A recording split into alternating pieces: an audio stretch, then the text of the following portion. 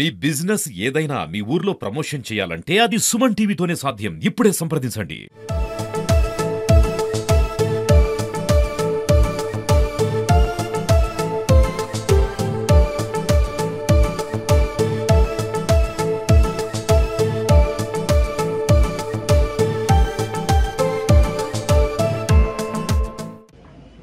విత్తనాల పంపిణీ కార్యక్రమాన్ని ఏర్పాటు చేయడం జరిగింది రైతులకి.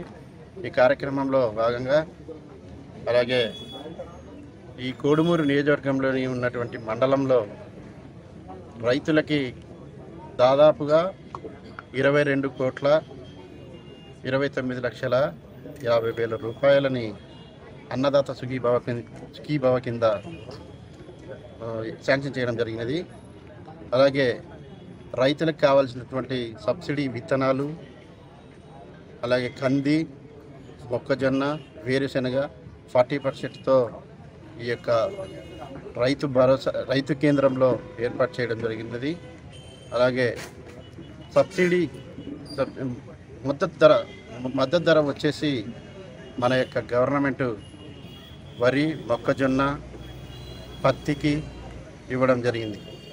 అలాగే సబ్సిడీలలో కూడా చాలా రకాలుగా ఉన్నాయి. పండ్ల తోటలకి దాదాపు 100%గా ఎవరైనా చిన్నకారు సన్నకారు రైతులు ఉంటే కూడా వారికి పంటలు వేసుకునే దానికి ఇవ్వడం జరుగుతున్నది.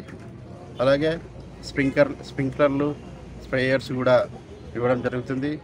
ఇంకా ఎన్నో ఇలాంటి అభివృద్ధి చెందేందుకు రైతులు నారా చంద్రబాబు నాయుడు గారు మనం ఏర్పాటు చేయడం చాలా ఆనందకరం. నారా చంద్రబాబు నాయుడు టెక్నాలజీ ముఖ్యమంత్రి కాకుండా రైతులను కూడా టెక్నాలజీ యూజ్ చేసుకొని ఇంకా మున్ముందుగా వెళ్ళే విధంగా చేయాలని చెప్పేసి ఆయన యొక్క ధ్యేయం. కాబట్టి మన నారా చంద్రబాబు నాయుడు గారికి నేనైనా సరే అంటే రైతులు, మన రాష్ట్ర ప్రజలు కూడా ఎంతో విఘ్నత ఉండాలని కూడా కోరుకుంటున్నాను. ఎందుకంటే గతంలో వైఎస్ఆర్ గవర్నమెంట్లో ఎక్కడ కూడా అభివృద్ధి కూడా జరగలేదు. ఇలాంటి ఒక కార్యక్రమం కూడా ఏర్పాటు చేయకుండా రాష్ట్రాన్ని సర్వనాశనం చేసి దోపిడీలు, దొంగతనాలు, దౌర్జన్యాలు, అరాచకాలు, హత్యలతో 5 సంవత్సరాలు ముగించారు.